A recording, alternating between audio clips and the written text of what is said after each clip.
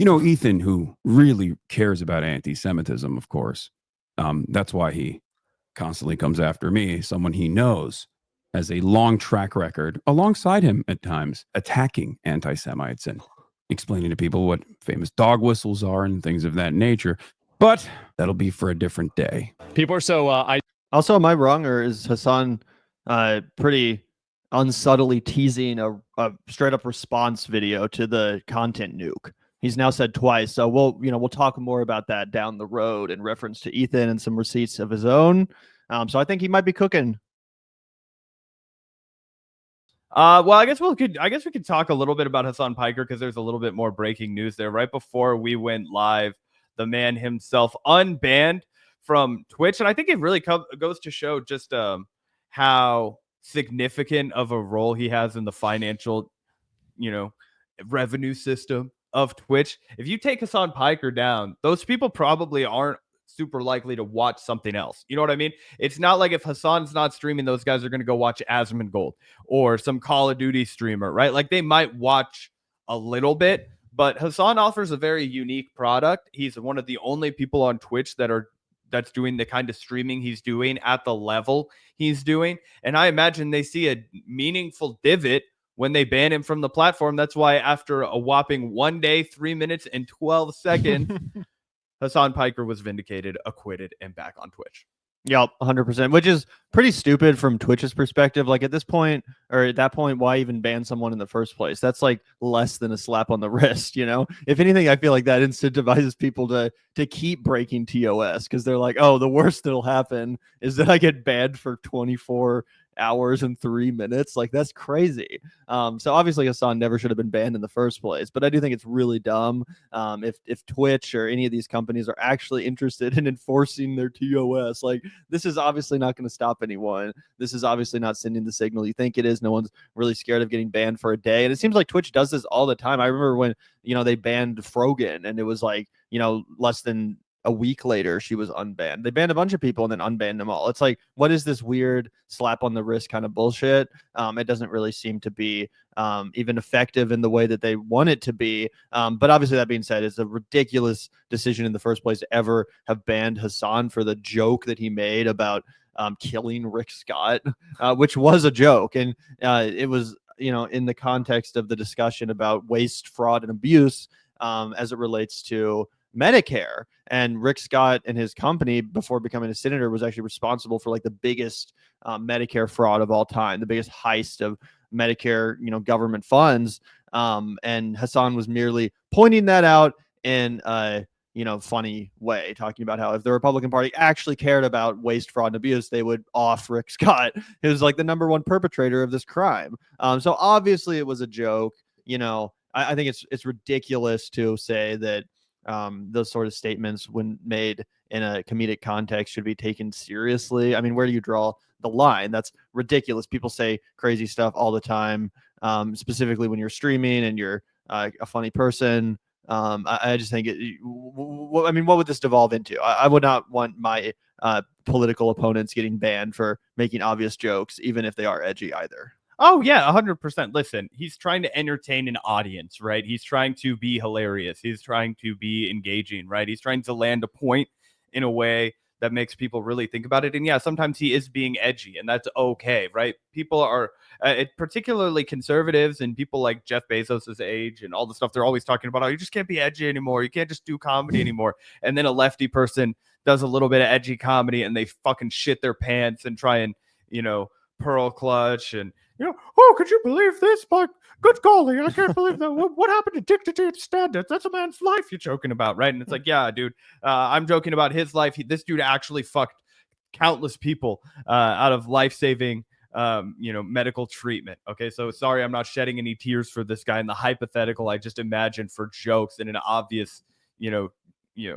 unserious manner. Yep. So pretty hilarious. The other thing is, when it comes to Twitch, you've had Ethan Klein and Destiny campaigning for months and months and months to get Hasan banned. He finally does get banned for something completely superfluous, and it only lasts for a day. Just a massive L for those two. Yep. Well, speaking of Zach, do you want to take a quick look at a little bit of Hasan's video where he addresses the situation and specifically addresses the collaboration now between Asmongold and Ethan Klein, and how they're kind of both now teamed up in this attempt to smear him, destroy his reputation, and ultimately get him canceled. So do you want to take a quick look at this? Let's get into it. Cool.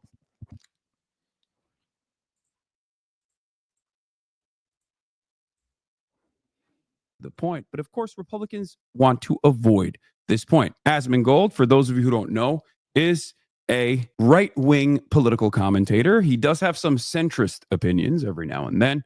I believe he himself actually is a big advocate for healthcare, likes Bernie Sanders, but spends most of his time simply sitting around and reacting to Donald Trump. He is now officially, by my estimations, a larger right-wing political commentator than even the likes of Ben Shapiro. Very successful in this field. His videos reacting to Donald Trump get millions of views, more so than the Daily Wire could ever dream of. Asmongold also is the largest political content creator on Twitch in general. He's the largest political streamer now. He's double my size. He's always been double my size, but he's now double my size when it comes to political commentary as well. So let's see what the largest free speech defender had to say. He actually voluntarily brings this up in a YouTube video called "What the Fuck is Twitch Doing?" The YouTube video is from 2 days ago with 1 million views. The first 13 minutes of it is just reacting to the latest Ethan Klein video, who is falsely smearing me as someone who doesn't care about Israeli civilians or whatever, which is obviously incorrect, but we'll get to that perhaps down the line. He packaged that up with the Libs of TikTok video to call for my banning. Let me see if I can find it here. Like I do, as I said, I do try to maintain a degree of neutrality with a lot of this stuff. And I try not to go too like super hard on it. I'll link you guys the video real quick before I get into it. And by the way, I have no idea how this Asmongold guy got so popular. We've talked about him before on the show. I know Griffin has more insight into his community and his vibe than we do, but Jesus Christ, this guy is not charismatic. He's not funny. He's not handsome. He's not compelling. He doesn't seem like he has anything intelligent to say as far as politics go. I'm like, how the fuck did twice as many people watch this loser than watch Hasan? And I'm not even the biggest Hasan fan ever. I'm not like, randomly just watching his stream or whatever, but I think he's clearly a more talented political commentator.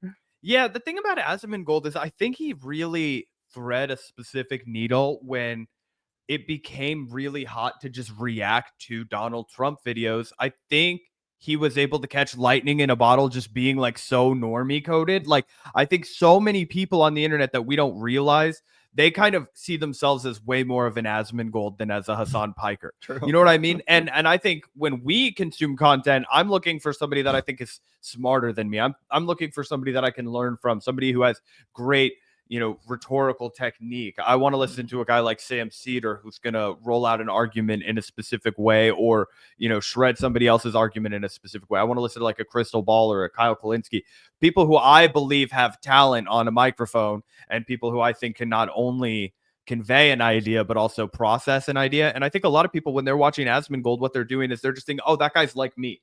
That guy's like me. He plays WoW. He likes to watch videos. Trump's kind of cringe. He's kind of base, like 50-50. Like I like it when he's racist, but I hate it when he does things that are going to hurt me personally. Right. Yeah. And that's not the correct way to analyze the situation. But I think we have to understand that there are a lot of people out there who that's what they want. True. And I think that's how Asmongold went from being like this World of Warcraft, I'm really dirty, I hate women, I can't get laid, and it's because of, other people, like, the faults of everyone besides myself.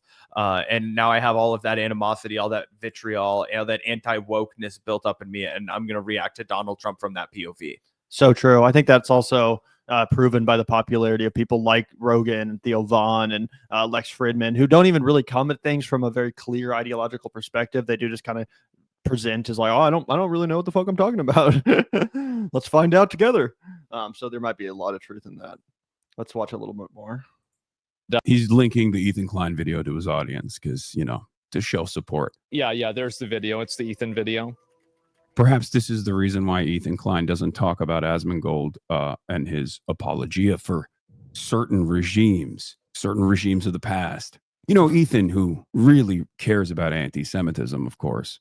That's why he constantly comes after me, someone he knows has a long track record alongside him at times, attacking anti-Semites and explaining to people what famous dog whistles are and things of that nature. But that'll be for a different day. People are so Also, am I wrong, or is Hasan pretty unsubtly teasing a straight up response video to the content nuke? He's now said twice, so we'll talk more about that down the road in reference to Ethan and some receipts of his own. So I think he might be cooking. If that happens, it's gonna leave a mark on Ethan, and it's gonna be great content, because I think after that, Ethan is going to have a absolute conniption fit. He is going to have a total kamikaze meltdown, and it'll just be so glorious to watch. Yeah, I hope he hits back. I really do, because I mean, someone, I don't know if you agree with this, but someone says that Hasan sounds really defeated, hate what they're doing to him. And there's probably some truth to that, despite how big Hasan is and how popular he is compared to a show like this. The Ethan Klein is just relentless attack, this constant smear. It's not nothing. Ethan does have a big audience. He streams to a lot of live viewers. And obviously now Asmongold is collaborating with him, spreading these smears, spreading these talking points. So I agree, it must hurt to have your reputation smeared in that way, to have so many people out there that genuinely think you are anti-Semitic or that you apologize for anti-Semitism, stuff like that. It would definitely suck. Yeah, that's actually probably why he will fire back, because it's not just Ethan who's circling the drain. It's Asmongold, who's twice as big, or way bigger than Hasan is as a political commentator, and he's not just the World of Warcraft guy anymore. He's the right-wing political commentator guy now. So it makes sense for Hasan to fire back, because as you mentioned, those are people that he ostensibly needs to reach and convert if he's going to fulfill the the mission that he's said he has on Twitch, which is kind of de-radicalizing all the worst fellas on there. Yep, 100%. Now, do you want to throw that tweet up on screen, Zach? Because I thought that was pretty interesting too. Yeah, so this is the LOL Overruled account, who has collaborated with Hasan, obviously, in the past, saying unemployed, clearly making a joke about how Hasan had been banned. Hasan chimes in and saying, nah, I'm making YouTube videos now. Which was then, greeted with a lot of fanfare in the comment section, saying he should just go live on YouTube instead of Twitch. And I think it's a really interesting proposition. I don't know how much exactly he makes from Twitch. I know that he signed a massive deal with them. I know that he was required to stream for like an insane number of hours every week that he agreed to at one point, and that's why he was always in the chair, always making like just fuckloads of content. So I don't know if they're just paying him an astronomical amount because they have the money and it's owned by Jeff Bezos and they can pretty much bleed as much capital as they want for market share. But as a YouTube guy who does not understand Twitch, doesn't like Twitch, doesn't think that there's any positive upside to being on Twitch, I would love to see Hasan Piker switch to YouTube. Oh yeah, 100%, 100%. I'm not a huge Twitch guy. I know neither are you, Zach. It's kind of like one of those things like Discord, where neither of us just ever really got into it. There technically is a Vanguard Discord, but Zach and I just aren't really all that active on the platform. It seems more like it's gamer coded. And I feel that way about Twitch too. It's more like for gamers. So I honestly feel that Hasan moving from Twitch to YouTube, I think it actually would increase his relevance and popularity with just average people. Because at this point, everyone uses fucking YouTube. Like, it's literally preloaded on every single smart TV that's sold. So much so that now more people watch YouTube on their television actually than on their laptop or phone. Right. So it's basically like the new TV. Right. And it's you can get reality TV, you can get political shows that are better than what you're going to find on MSNBC, CNN, or Fox. Like, this is the place that people are consuming content now for the most part. And I think that, yeah, Hasan honestly should go live on YouTube. He should say fuck off to Twitch. But again, I'm not really part of the Twitch community. I don't really have a lot of insight into the benefits of Twitch versus YouTube, so obviously I'm a little bit biased. Yeah, I completely agree. People in chat are saying that I guess his Twitch contract that he initially had expired, so he's a free agent. he could 100% start broadcasting to YouTube and make the switch. And we've seen a ton of former Twitch streamers do that, right? Yep. Destiny is now all time on YouTube. Ethan Klein, always on YouTube. I don't think he ever really was a big Twitch guy. I'm sure H3 has a Twitch presence, but he was always the biggest on YouTube. Vosh only streams to YouTube now. I think that it's just the way to go. And also, I feel like less likely to be censored on YouTube. I don't know if that's borne out statistically. Obviously, YouTube has ruled with an iron fist in the past, but if you're a huge account like Hasan, you're probably fine. And you wouldn't have to deal with the stupid bullshit of the will they or won't they ban me like you do with Twitch. Yeah, unfortunately with YouTube, it seems like they're way more likely to censor smaller creators, like people that are just starting out, which really sucks if you're just trying to start out. But it does seem that if you're someone with a little bit of clout and name recognition, then you're more protected. Obviously, not like, we have that. We're still in that category of smaller channels that could get demonetized or destroyed in a snap of a finger. But Hasan is obviously, the kind of person that could actually throw his weight around. Yeah, I mean, it is very rare that you start watching a YouTube channel and there's 40,000 lives on it. That's like PBD podcast on a good day is getting 40,000 lives. That's way more than Timcast. That's way more than, Majority Report, way more than TYT, obviously. But there are very few lefties that can draw 40,000 lives. I think a good stream for Vosh is like 7 or 8. 1,000 lives. You know what I mean? So just to put that into perspective for people, same with Destiny, about 8,000 live viewers. So if Hasan can come as like a giant whale, I think it would also be good for, the entire BreadTube apparatus. You'd have a lot new, fresh eyeballs on the space, people that could be molded. Hasan's not right about everything. Sometimes he needs to be challenged and checked and critiqued. And his audience needs to be exposed to other ideas. And I think that when they're constantly just looking at Hasan in comparison to, Asmongold, they're going to be like, oh yeah, this is the only option I have. But if they came to YouTube and they saw, there's a ton of other content creators, it would just be good for the community. And not that they wouldn't also continue to watch Hasan Piker, but they would potentially branch out even further. Yep, 100%. So I don't know. I guess Hasan was probably just joking because now he's unbanned. So I don't think he's actually gonna switch to YouTube. He obviously does put his shit on YouTube, but like clips of his streams and stuff.